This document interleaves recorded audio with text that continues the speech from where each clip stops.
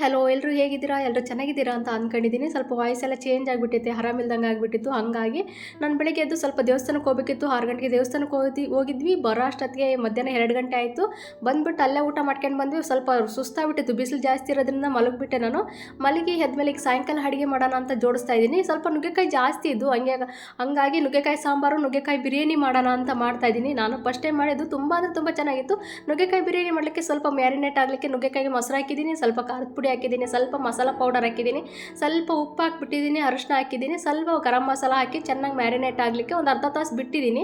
ಅಷ್ಟೊತ್ತಿಗೆ ಈ ಕಡೆ ನುಗ್ಗೆಕಾಯಿ ಸಾಂಬಾರು ಮಾಡಲಿಕ್ಕೂ ಜೋಡಿಸಿದ್ದೀನಿ, ನುಗ್ಗೆಕಾಯಿ ಸಾಂಬಾರಿಗೆ ಇಟ್ಟಿದ್ದೀನಿ. ಆ ಸಾಂಬಾರು ಆಗೋ ಅಷ್ಟೊತ್ತಿಗೆ ಈ ಕಡೆ ನುಗ್ಗೆಕಾಯಿ ಬಿರಿಯಾನಿ ಮಾಡಲಿಕ್ಕೆ ಸ್ವಲ್ಪ ಆಯಿಲ್ ಹಾಕಿದ್ದೀನಿ, ಅದಕ್ಕೆ ಸ್ಪೈಸಸ್ ಎಲ್ಲ ಹಾಕಿಬಿಟ್ಟಿದ್ದೀನಿ. ಅದು ಸ್ವಲ್ಪ ಫ್ರೈ ಆದಮೇಲೆ ಈರುಳ್ಳಿ ಹಾಕಿ ಸ್ವಲ್ಪ ಚೆನ್ನಾಗಿ ಫ್ರೈ ಆದಮೇಲೆ ಅದಕ್ಕೆ ಟೊಮೊಟೊ ಹಾಕ್ತಾಯಿದ್ದೀನಿ. ಟೊಮೊಟೊ ಕೂಡ ಸ್ವಲ್ಪ ಫ್ರೈ ಆದಮೇಲೆ ಮ್ಯಾರಿನೇಟ್ ಆಗಿತ್ತಲ್ಲ ಆ ನುಗ್ಗೆಕಾಯಿ ಮಸಾಲಾನ ಇದಕ್ಕೆ ಸೇರಿಸ್ಬಿಟ್ಟು ಅದು ಸ್ಕಿಪ್ ಎಲ್ಲ ಹೊರಟೋಗ್ಬಿಡ್ತು. ಅದಾದಮೇಲೆ ಅದಕ್ಕೆ ಕೊತ್ತಂಬರಿ ಸೊಪ್ಪು, ಸ್ವಲ್ಪ ಪುದೀನ ಸೊಪ್ಪು ಹಾಕಿ ಚೆನ್ನಾಗಿ ಫ್ರೈ ಮಾಡಿ ಆದಮೇಲೆ ಅದಕ್ಕೆ ಈಗ ನಾನು ಸ್ವಲ್ಪ ನೀರು ಹಾಕ್ಬಿಟ್ಟು ಕುದಿಸ್ತಾ ಇದ್ದೀನಿ. ನೀರು ಕುದೀತಾ ಇರ್ಬೇಕಾದ್ರೆ ಅಕ್ಕಿನ ಸ್ವಲ್ಪ ತೊಳೆದು ಅದು ಕೂಡ ಒಂದು ಅರ್ಧ ತಾಸು ನೆನೆ ಇಟ್ಟಿದೆ. ಆ ನೆಂದಿರೋ ಅಕ್ಕಿನ ಇದಕ್ಕೆ ಹಾಕ್ಬಿಟ್ಟು ಸ್ವಲ್ಪ ಚೆನ್ನಾಗಿ ಮಿಕ್ಸ್ ಮಾಡಿಬಿಟ್ಟು ಈಗ ಪೂರ್ತಿ ಆಗುತ್ತೆ ಅನ್ಬೇಕಾದ್ರೆ ಅದಕ್ಕೆ ಸ್ವಲ್ಪ ಸಿಮ್ಮಲ್ಲಿ ಇಟ್ಬಿಟ್ಟು ಮುಚ್ಚಿಬಿಟ್ರೆ ಅನ್ನ ನೀಟಾಗಿ ರೆಡಿ ಆಗಿಬಿಡುತ್ತೆ. ಬಿರಿಯಾನಿ ತುಂಬ ಅಂದರೆ ತುಂಬ ಚೆನ್ನಾಗಿ ಬಂದಿತ್ತು ನೋಡಿ, ಬಹಳ ಚೆನ್ನಾಗಿ ಬಂದಿತ್ತು. ನಾನು ಫಸ್ಟ್ ಟೈಮ್ ಮಾಡಿದ್ದು, ತುಂಬ ಟೇಸ್ಟಿಯಾಗಿ ಬೇರೆ ಇತ್ತು.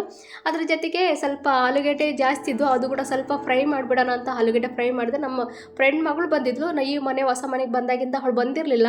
ಹಾಗಾಗಿ ಎಲ್ಲದನ್ನು ನೋಡ್ತಾ ಇದ್ಲು, ಮನೆಯೆಲ್ಲ ಚೆಕ್ ಮಾಡ್ತಾ ಇದ್ಲಿ, ಯಾವ ಥರ ಜೋಡಿಸ್ಕೊಂಡಿದ್ಯಾ ಆಂಟಿ, ಯಾವ ಥರ ಅಂದರೆ ಹೊಸ ಮನೆಗೆ ಬಂದಮೇಲೆ ಸ್ವಲ್ಪ ಯಾರೇ ಆದರೂ ಯಾವ ಥರ ಜೋಡಿಸಿದ್ಯಾ, ಯಾವ ಥರ ಐತೆ ಮನೆ ಅಂತ ನೋಡ್ತಿರ್ತಾರಲ್ಲ. ಹಂಗಾಗಿ ಅವಳೆಲ್ಲ ನೋಡ್ತಾ ಇದ್ಲು, ನನ್ನ ಬಳೆ ನೋಡ್ತಾ ಇದ್ಲು, ಎಷ್ಟು ಚೆನ್ನಾಗಿ ಜೋಡಿಸಿದ್ರ, ಸೀರೆ ಎಲ್ಲ ಎಷ್ಟು ಚೆನ್ನಾಗಿ ಜೋಡಿಸಿದ್ರ, ಮನೆ ಚೆನ್ನಾಗಿ ಇಟ್ಕೊಂಡಿದ್ರ ಅಂತ ಎಲ್ಲ ಹೇಳ್ತಾ ಇದ್ಲು. ಬಿಟ್ಟೊಳೆ ಆಗ್ಲೇನೆ ಅವ್ರ ಅಮ್ಮ ಕೂಡ ಫೋನ್ ಮಾಡಿ ಕೇಳ್ತಾ ಇದ್ರು, ಮನೆ ತುಂಬ ಚೆನ್ನಾಗಿದೆ ಅಂತ, ತುಂಬ ಚೆನ್ನಾಗಿ ಆರ್ಗನೈಸ್ ಮಾಡಿದೆ ಅಂತೆಲ್ಲ ಕೇಳ್ತಾ ಇದ್ರು.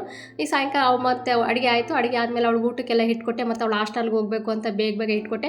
ಊಟ ಮಾಡ್ತಾ ಇದ್ಲು. ತುಂಬ ಅಂದರೆ ತುಂಬ ಚೆನ್ನಾಗೈತೆ ಆಂಟಿ, ತುಂಬ ಫೈಸಿ ಆಗೈತೆ, ಚೆನ್ನಾಗೈತೆ, ಮಸ್ತ್ ಐತೆ ಅಂತೆಲ್ಲ ಹೇಳ್ತಾ ಇದ್ಲು. ಆಯಿತು ನೆಕ್ಸ್ಟ್ ಟೈಮ್ ಮಾಡಿಕೊಡ್ತೀನಿ ಅಂತ ಹೇಳಿದೆ. ಈ ವಿಡಿಯೋ ನಿಮ್ಗೆ ಏನಾದರೂ ಇಷ್ಟ ಆಯಿತು ಅಂದರೆ ಲೈಕ್ ಮಾಡಿ. Thank you.